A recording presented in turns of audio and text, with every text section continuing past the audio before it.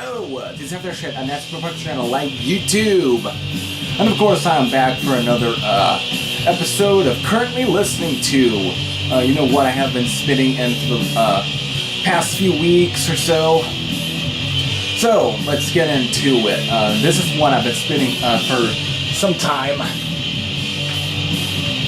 Kublai Khan, Annihilation. Just some great thrash from like 1987, and of course Kublai Khan being having an ex-member of Megadeth, who was part of the original lineup of Megadeth, like the first lineup before Chris Poland and Gar Samuelson came in. But this is definitely Megadeth sounding. Obviously, it's like kind of similar with like Killing Is My Business, Peace Sells. So Far, So Good, So What. It's definitely near that style. And of course, this was originally released through New Renaissance Records, but this is a remaster that was released by Cult Metal Classics back in like 2009. This has now become rare for some reason. It's become a rare album now, and I bought this around 2011. So, let me take out. Can't show the disc, but here we go. Got some little bio in there. Very interesting stuff, and there's of course the band. And of course the original artwork, because of course it's been kind of altered, see? Still a great album though. If you ever come across this is definitely worth picking up. Raw production, but back then, it wasn't about the production, it was about the attitude of the band. Another one that I've also been spinning is, of course, Blood Feast. But this is Remnants, The Last Remains, which is actually a comp release that features mostly their Suicidal Mission demo when they were under Bloodlust. And it has the pre-production demo for Kill for Pleasure. An unreleased demo that was actually supposed to have been the Chopping Block Blues album when it was going to be called The Last Remains. And it features some songs that were never featured on that album, like Holocaust, Thrill of Death, and of course it features a cover of Kiss's Black Diamond, which is got to be one of the craziest versions of that song I've ever heard. It's definitely, it's something. Definitely something. And here, Gary, what's his fucking name? Gary Markovich. Just hear him, having him sing that song is something. And of course, Curse of the Womb. And of course, it features a live version of Menacing Thunder. Still, very good comp. Let me kind of pull this out as well. This was released back in 2002 through Militia Records, which is, I think, the band's own label. Extensive bio. Extensive bio, man. And of course, pretty much the whole history right here, just except for the recent lineup. That doesn't feature Gary Markovich or any half of the original members, just the guy that was never on the Chopping Block Blues album, which is Kevin Kuzma. He's the only member now, and he never played on the Chopping Block Blues album, just the Let me see, unless I have that wrong. Yeah, I have that wrong. Fuck. Not the biggest. Actually, I am right on that. I am right. And of course, disc. There is at least some vinyl copies of this, but they're all like unofficial, because there really hasn't been an official vinyl release of this. So let me kind of switch out of that. Of course, let's get to something else. Hallows Eve. This is, of course, just one. It's from my History of Terror box set. That's up there. But it features remastered versions of Tales of Terror, Death and Insanity, and Monument. But also features some rehearsals, demos, and all sorts of goodies. Still good though. But sadly though, the second disc, Monument, since I played that disc so much, it skips around the demo. It's like, at least it doesn't skip during Monument, but I guess because I played that so much, this was a fucking great disc though. I like Hallows' Eve. Another one I've also been spinning, Thrust, Fist Held High. This is of course from the box set as well. Another great album that I like. This was of course was released last year. It's a remaster for it. Features the stuff that they recorded for that Rock for Poland split, and the Destructor song that was featured on the fourth Metal Massacre. Yeah, of course there. It's got some bio as well. I think I'll kind of show it as well. I might have showed this as well in one of my videos, but I'll just listen to it because I like it. This is going to be one of the only vinyl that I actually show in here, but since I've been on a Metal Blade kick since listening like the Fates Warning and such, I had to kind of bust out Bloodlust, Guilty as Sin.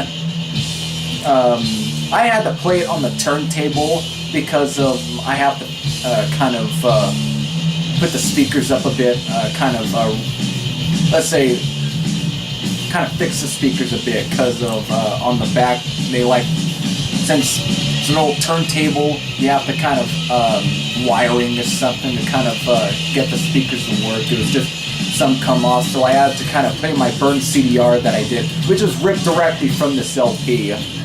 But still, I had to listen to it again, and this was my band a week last week. But this is definitely great though. Back cover is definitely an original pressing on Metal Blade. Just great speed metal. Even some little power metal as well kind of throw in there. It's definitely speed power metal. Kind of close to like Liege Lord or Savage Grace, Hellstar, Metal Church. It's definitely kind of close to that style. Or Agent Steel, Abattoir. Just some great stuff.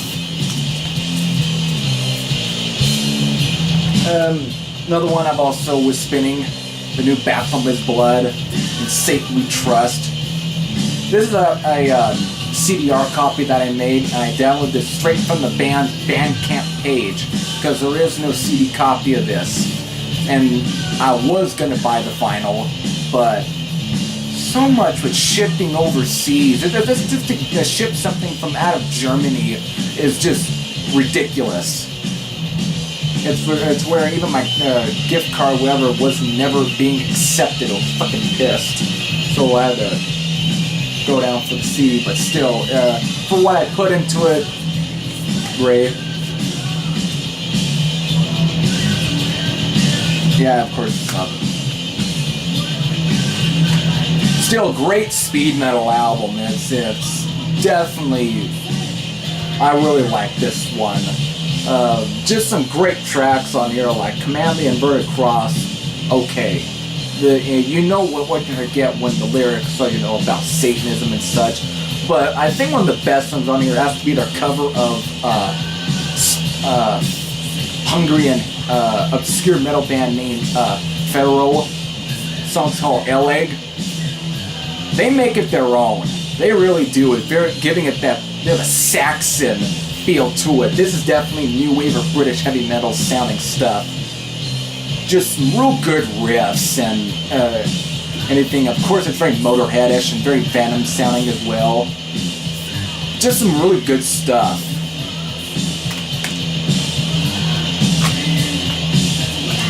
Another one, Oz, Fire in the Brain.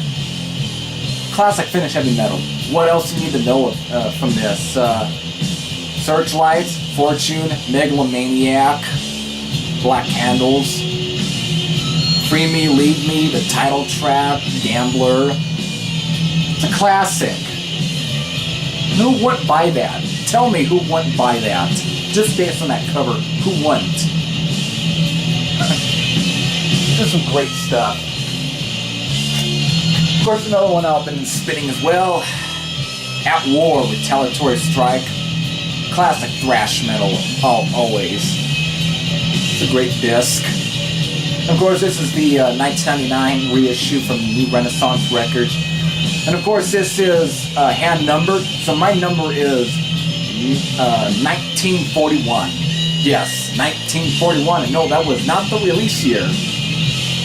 Thrash metal was not even existing during 1941. But yeah, 1941 is my number. Those who long for peace must prepare for war. Just great stuff.